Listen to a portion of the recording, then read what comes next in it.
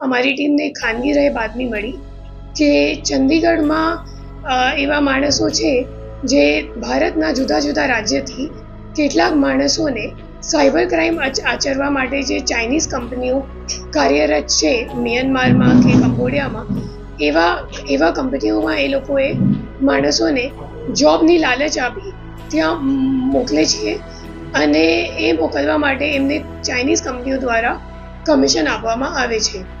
એક ટીમ ત્યાં મોકલવામાં આવી હતી.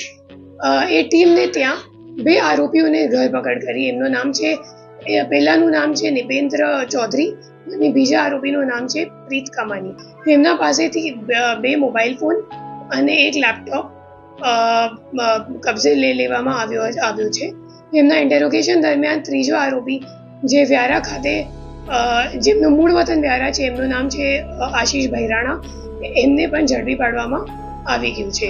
એ ગ્લોબલ ઇન્ટરનેશનલ સાયબર સ્લેવરીનું રેકેટ છે જેમાં ઘણા બધા એજન્ટો સંડોવાયેલ છે. ફક્ત 8મા મહિનામાં, ઓગસ્ટ મહિનામાં જે અમે લોકોને અત્યાર સુધીનું ડેટા મળ્યું છે તપાસમાં, એમાં ફક્ત ઓગસ્ટ મહિનામાં 40 જેટલા માણસોને ત્યાં એ લોકોએ મ્યાનમાર ખાતે મોકલી આપ્યું છે.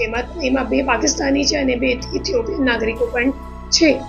અને મોટા ભાગના ભોગ બનનાર આપણા ગુજરાત અને હરિયાણાના છે.